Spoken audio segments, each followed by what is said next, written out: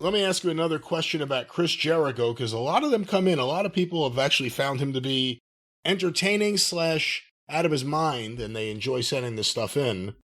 This one was sent to CornyDriveThru@gmail.com from John in Cincinnati, and it says, not that one.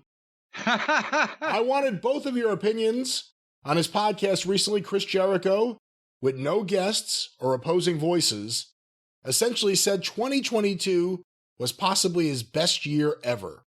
And Meltzer and many others thought he was 2022's Wrestler of the Year. What? He droned about star ratings, etc. Obviously, he's not 2022's Wrestler of the Year, but who is?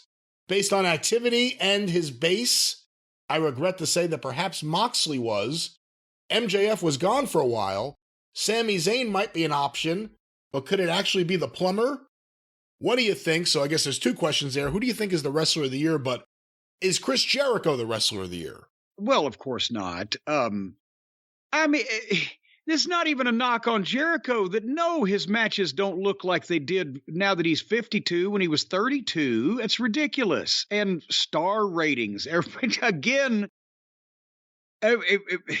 Uncle Dave went nuts a few years ago and just decided to start giving his friends a bunch of ratings, but we've already talked about he's given girls matches ratings that Flair and Steamboat never achieved. And so the star ratings that Chris Jericho gets now versus 20 years ago, everybody else's are inflated. It's like inflation.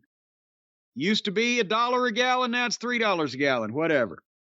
But when the person who wrote in, not that John from Cincinnati, do you know who he's talking about? John in Cincinnati? John Moxley. No. Oh, I thought old John Mills. John Mills from Cincinnati was a piece of work too.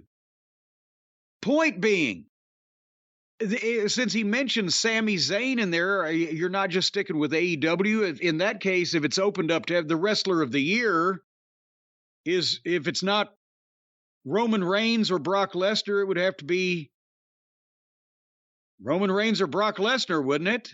Or possibly, I don't want to say Logan Paul. He wrestles as often as they do. Yeah, but the biggest star in the biggest company that's drawn the most money is usually the Wrestler of the Year. And I mean, have they had a Wrestler of the Year in AEW?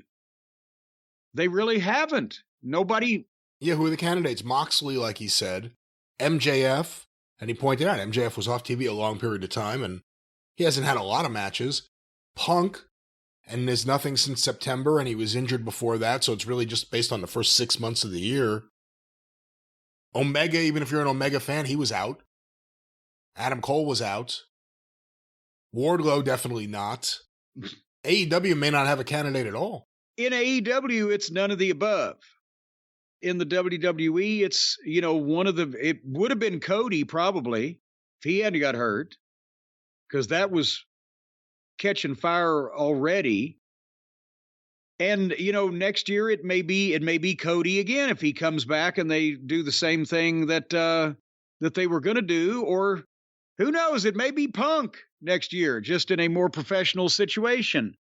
Because I can't imagine why they wouldn't be fucking driving the Brinks truck down to Chicago with all that's going on if they really want to make AEW look stupid. But I don't see a lot. I mean, there's wrestlers of the year that you could see being the Wrestler of the Year. We just talked about Gunther and MJF, whatever. But nobody's really had the opportunity, been injury-free, not been in the subject of chaos or controversy backstage, or been off for extended periods of time. So maybe there is no Wrestler of the Year.